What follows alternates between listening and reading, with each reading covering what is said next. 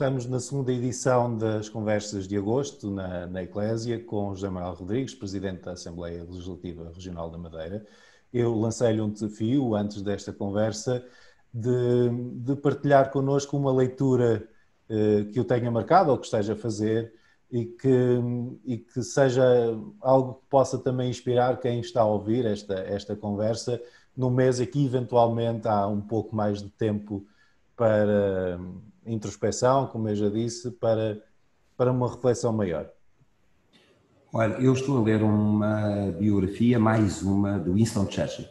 É uma personalidade que eu acho que a quem devemos a liberdade, a quem devemos a democracia na Europa. Curiosamente passou pela Madeira, depois de ter ganho a Segunda Guerra Mundial aos nazis, e depois de ter alertado também para o perigo que vinha aí da cortina de ferro e dos países de leste comunistas. Acho que foi um visionário. E estou a ler a última grande biografia dele, chama-se Caminhando com o Destino.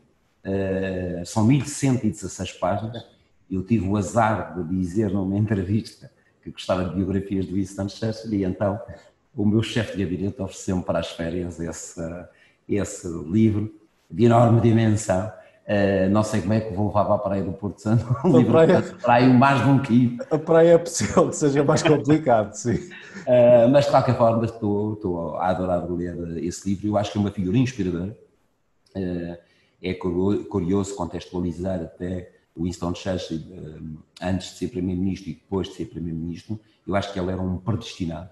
O livro vai no sentido, aliás, já li cerca de 100 páginas, vai no sentido de ele próprio se preparar para o que vinha, isto é, quase que há uma espécie de preparação dele para ser Primeiro-Ministro e líder dos países que iam combater durante a Segunda Guerra Mundial. Aliás, há uma carta dele escrita à mãe em que ele refere isso mesmo. A mãe, dentro de alguns anos, o Reino Unido vai ser alvo de uma invasão, de bombardeamentos, e nós temos que estar preparados para isso. Curiosamente, ele depois foi o líder que resistiu a esse avanço germânico de má memória, mas era um predestinado.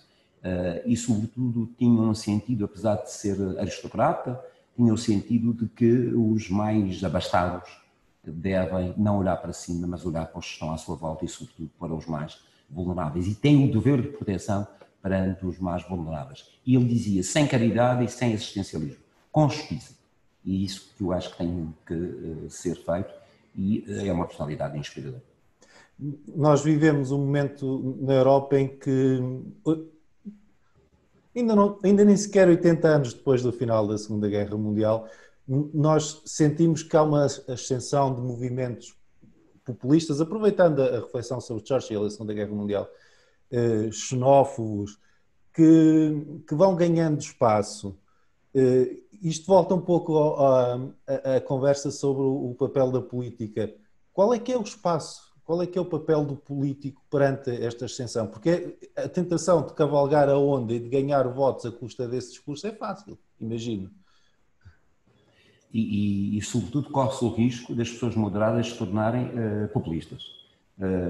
Porque veem que os populistas têm obtido sucesso e a tentação, muitas vezes, é ir no mesmo caminho. E isso também é um perigo que temos que combater. Eu acho que o populismo tem a ver com o facto de se ter deixado um pouco a política, enquanto sentido mais nobre da ação de cidadania, um pouco de lado, e se ter entrado, sobretudo nas últimas décadas, numa política muito financeira, muito economicista, comandado muito pela técnica e pouco realmente pelos princípios políticos. E as pessoas acho que estão cansadas disso. E os populistas normalmente aparecem com um discurso fácil, muito incisivo, quase que dizendo que resolvem os problemas do mundo de um dia para o outro. E infelizmente há gente que acompanha esses movimentos. Mas também os populistas e o populismo são uma resposta a movimentos de sentido contrário, de movimentos radicais, extremistas, da extrema-esquerda, que procuram pôr em causa os alicerces essenciais da nossa civilização, com posições muito fraturantes, trazendo para a discussão pública e para os parlamentos determinados temas que dividem claramente os cidadãos, que em alguns casos até atentam contra o direito à vida e a determinadas normas que nós consideramos e regras imutáveis, e portanto o populismo também é uma resposta, sobretudo o populismo de direita, é uma resposta a esse populismo de extrema-esquerda que também existe. E portanto ambos são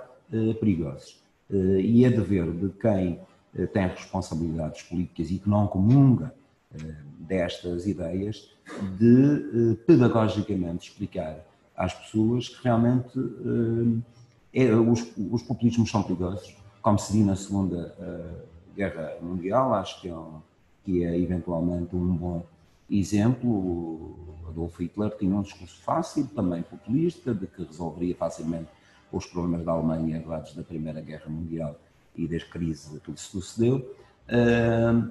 E, portanto, eu acho que é nosso dever dia a dia explicar às pessoas os perigos desse populismo e como não há receitas fáceis para resolver os problemas. Eles têm que ser resolvidos, obviamente, mas às vezes é preciso ter tempo, é preciso pensar os problemas para encontrar as melhores soluções.